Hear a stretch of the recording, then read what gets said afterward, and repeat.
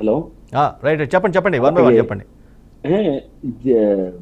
Jashuva Chittoor YCP గెలడానికి ప్రణాళిక ఆయన ఇస్తానని చెప్పేసి కూడా అంటే సరే ఇవన్నీ చెప్పడానికి కూడా మనకి ఐఏఎస్ ఐపీఎస్ గురించి మనం ఈ రకంగా మాట్లాడుకునే పరిస్థితి ఈ రోజు వైసీపీ క్రియేట్ చేసిందంటే వారు చదువుకున్న చదువుకి వారి విజ్ఞతని ఇవన్నీ కూడా వారి దాకర్షి పెట్టాల్సిన పరిస్థితికి వచ్చారంటే ఇవన్నీ కూడా వైసీపీకి సంబంధించిన వారు బాబాయిని చంపడం హూ కిల్డ్ బాబాయ్ దానికి సమాధానం చెప్పరు.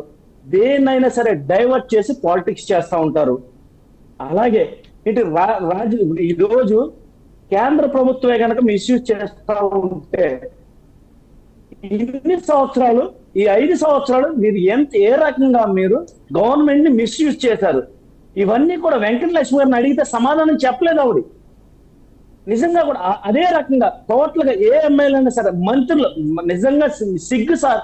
ఈ రాష్ట్రంలో మంత్రుల పదవులతో ఉన్న వ్యక్తులు ఏ రోజైనా సరే నా పదవికి నా శాఖకు ఉన్న ఇవి నేను చేసిన ఇవి అని ఏ రోజన్నా ఒక ప్రెస్ మీట్ పెట్టే స్థాయిలో ఉన్నారా?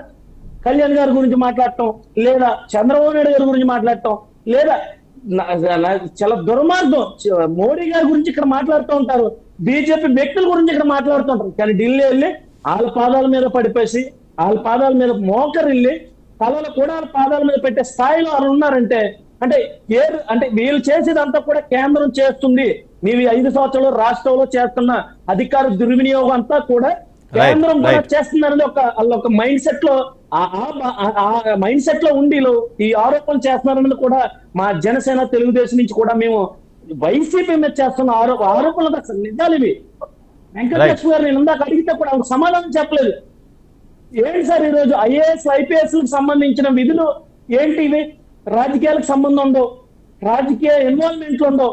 కానీ వారు చేసిన పని ఈ రోజు మన బదిలీలు కానీ ఏమన్నా సరే వాళ్ళ మీద అభియోగాలతో కూడా సంబంధించి ఉన్నాయి. ఆ అభియోగాలు ఏమి కూడా వెంకటలక్ష్మి గారు మనకు సమాధానం ఇవ్వట్లేదు. వాళ్ళని అడిగితే వాళ్ళు చెప్తారు కానీ వైసీపీ చేయించడం లేదు కదా వాళ్ళతో. మరి మీరు బీజేపీ పురంధరేశ్వరి చేస్తున్నారు మీరెలా చెప్తున్నారు మేడం? పురంధరేశ్వరి చేస్తున్నారు మీరెలా చెప్తున్నారు మేడం? పురంధరేశ్వరి గారికి సిగ్నేచర్ లేదు కదా మేడం? ఐఏఎస్ ఐపీఎస్ మార్చి సిగ్నేచర్ ఆవిడకి లేదు కదా మేడం? మీరు అభియోగాలే తప్ప నిజాలు ఎలా అవుతాయి మేడం? అభియోగాలే తప్ప నిజాలు ఎలా అవుతాయి? శ్రీనివాస్ చౌదరి గారు ఎక్స్ మినిస్టర్ ప్రస్తుత శాసనసభ సభ్యుడు శ్రీనివాస్ చౌదరి గారు నా వాయిస్ వినిపిస్తుందా మీకు? అది నిజాలు ఎలా అవుతాయి మేడం?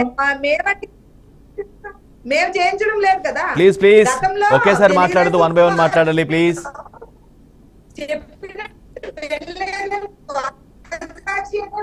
వెంకటలక్ష్మి గారు మీ వాయిస్ బ్రేక్ అవుతుంది దయచేసి. కనబడలేదా? ఈ రోజు ఎందుకు చెప్పినట్టు వినే వాళ్ళందరినీ ఊరుకునేవాళ్ళు, ఊరుకోలేని వాళ్ళని వనజాక్షిని ఇసుకలో వేసి తొక్కినప్పుడు అదెందుకు అడగడం లేదు? రైట్ సబ్జెక్ట్ డిబేట్ అవుతుంది.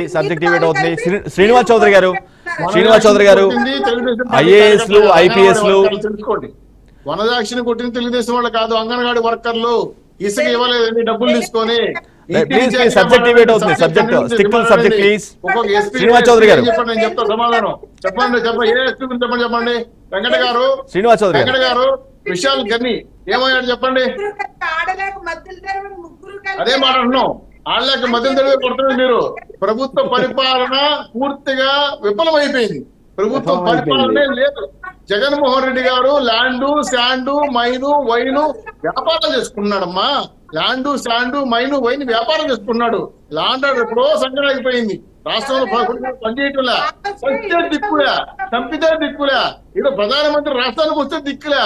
మీరు అడుగుతున్నారు కదా, నేను చెప్తాను సమాధానం చెప్పండి. విషయాలు గన్ని ఎవరు? జగన్మోహన్ రెడ్డి గారి బాబాయ్ అయినట్టు విజయసాయి రెడ్డి అవినీతి కానీ కాపలా కాసిన విషయాలు కానీ విశాఖపట్నాన్ని దుమ్ముగా రిలీజ్ చేసి దోపిడీ చేసినాడు. ఒకేసారి మాట్లాడద్దు.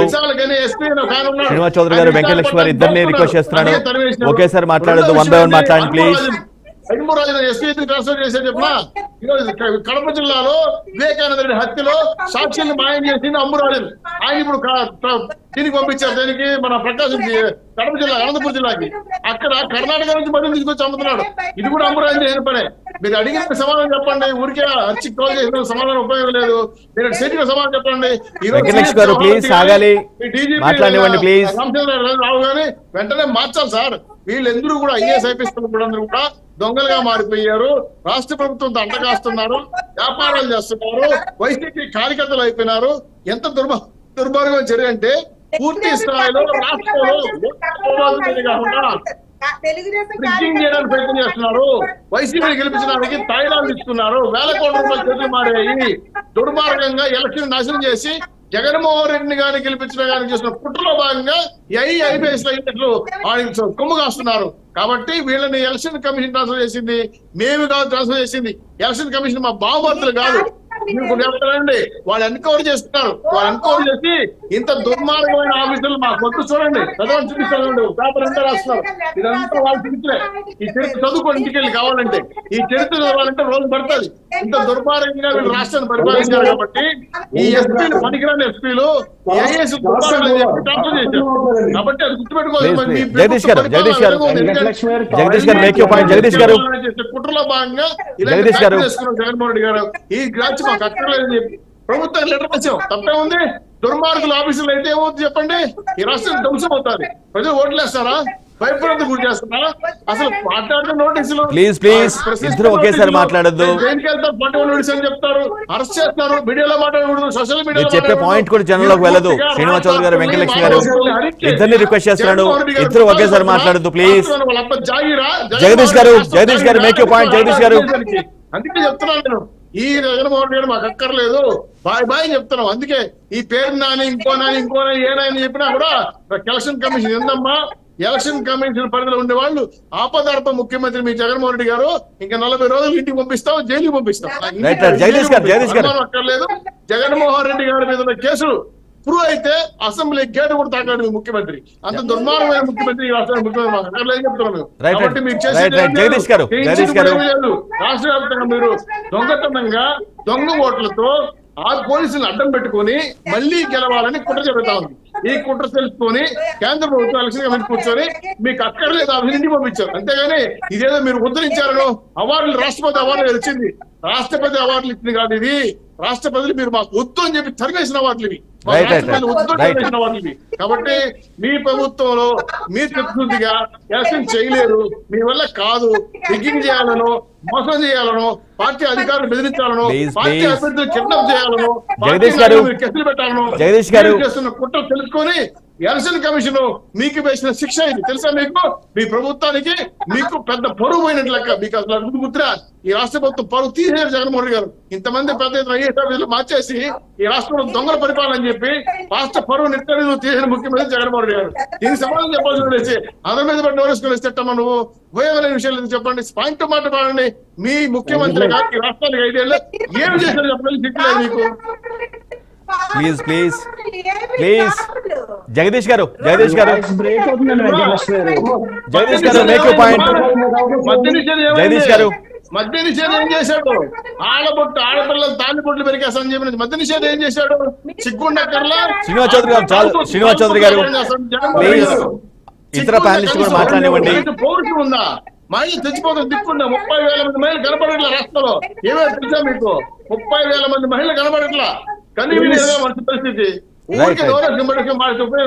జగదీష్ గారు మాట్లాడండి, రాష్ట్ర అన్యాయాలు మాట్లాడండి. అంతేగాని ప్రతిపక్షాలు ప్రశ్నిస్తా ఉంటే సమాధానం చెప్పలేక నోరేసుకుని అరవద్దండి. పాయింట్ మాట్లాడండి, గ్యారంటీ చెప్పి మాట్లాడండి. అంతేగాని మేము వైసీపీ నాయకులు మీ పరిస్థితి చెల్లుతుంది, మా ప్రభుత్వం బాధ అంటే మాత్రం మీ అధికారం శాశ్వతం కాదు. తొందరలో ఇంటికి జైలుకి పంపిస్తాను గుర్తుపెట్టుకోండి. రైట్ జగదీష్ గారు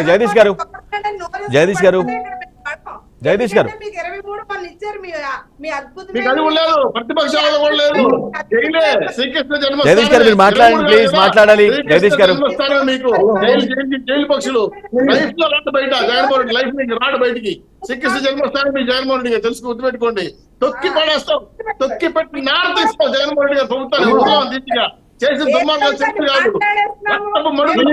రాష్ట్రాన్ని దృష్టి పెట్టుకోండి. చిన్న కార్యక్రమం చేసి జగన్మోహన్ రెడ్డి గారు అంత ఇంటికి వదలం. చేసిన నేరాలు ఘోరాలు బయటికి లాగుతాం. లాగి జగదీష్ గారు దోచేశాడు. మొత్తం కక్కిస్తాం అనుమానం అక్కర్లేదు. ఆంధ్ర రాష్ట్రాన్ని పరిగెత్తుకుని వచ్చాడు. అక్కడ తెలంగాణ ఉమ్మడి రాజధాని వదిలి సిగ్గుండక్కర్లా ఎంపీగా ఆడున్నాడు ఢిల్లీలో. ఆ విభజన చేసేటప్పుడు ఢిల్లీ పార్లమెంట్ లో జగన్మోహన్ రెడ్డి ఎక్కడ తెలుసా?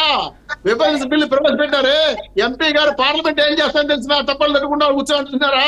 చూసారమ్మా మీరు? విభజన బిల్లు పెట్టినప్పుడు పార్లమెంట్ లో జగన్మోహన్ రెడ్డి ఉన్నాడు, ఏం చేస్తాడు? గుడ్డు కూటానికి పనులు అవుతున్నాడా? ఆపలేడా? కడ పౌరుషం లేదా? రాసిన పౌరుషం లేదా? సిగ్గు లేకుండా చెప్తున్నా మీరు వచ్చి పార్లమెంట్